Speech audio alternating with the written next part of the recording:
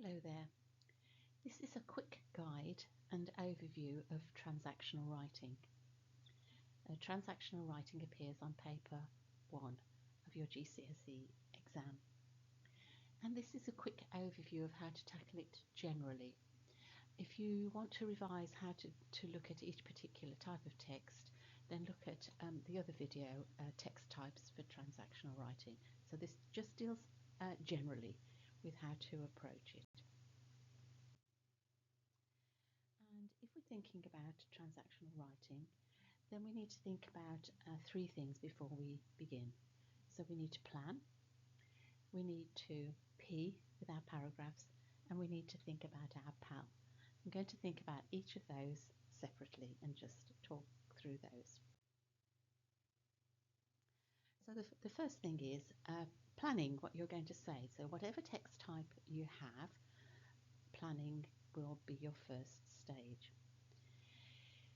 You usually need 3 ideas to support your argument.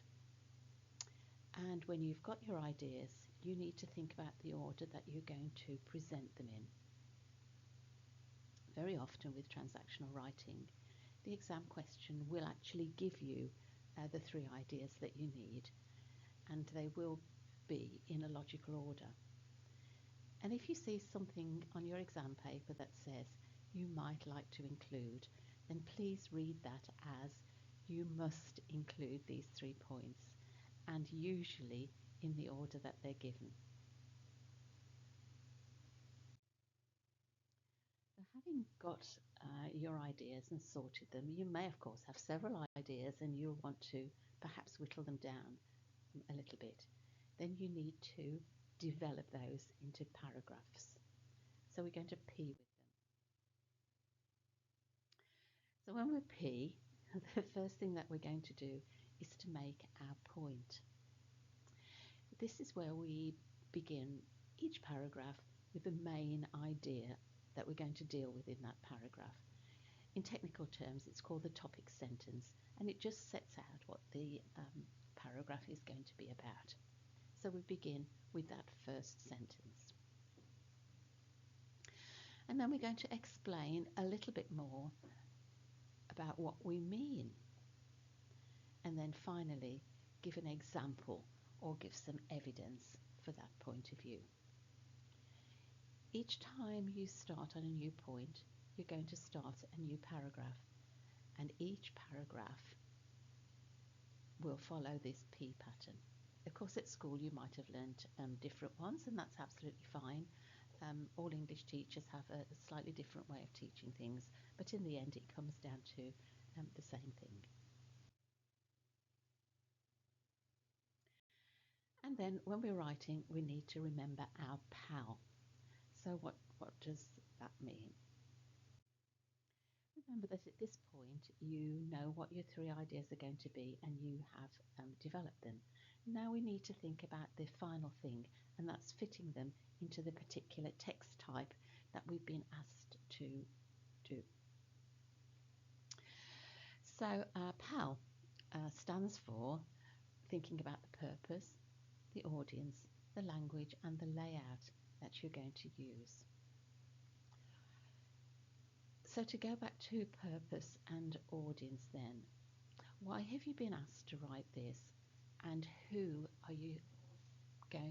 is your audience, who are you writing it for? And that's going to determine how formal or not your language is. So for example, if you are asked to write an email to the college principal, then that's obviously going to be quite formal language. On the other hand, if you're asked to write a blog or maybe a speech for your classmates, then that's going to be a little bit more informal in the language that you use. But please remember not to use on any account slang or swear words.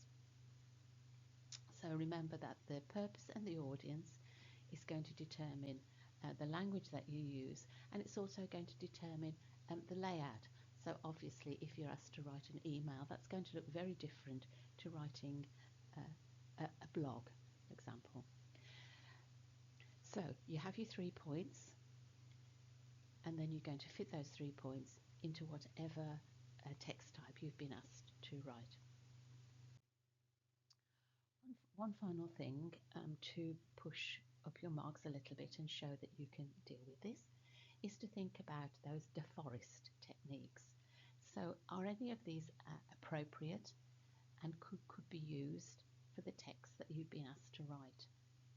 So for example, if it's a speech, you might use, you will use direct address.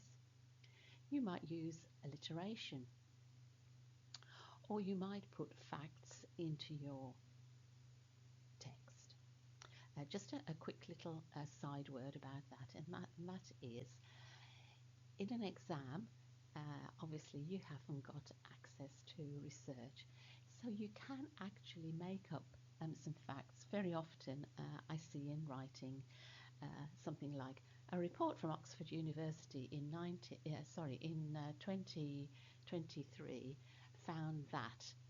Now obviously that's made up, and that is actually allowed, but you need to make sure that if you're going to make something up, it's actually feasible. It could possibly happen. You could use opinions. You can maybe use a rhetorical question which will appeal directly to your audience and draw your audience in. You might use emotive language, maybe statistics, and again you can invent these as long as they're feasible. And then you might use those threes. So 3 ideas, 3 repeated ideas or words, or so on. Okay. And that will just help to boost your marks a little bit and show that you know how to do this. So as a reminder then, we've looked at planning, we've looked at paragraphs using the piece structure, and we've shown that we're aware of our audience and the type of text that we're writing. And then finally, we're going to look at whether we can use language devices for effect. And so the only thing that I've got left to say to you then is just good luck.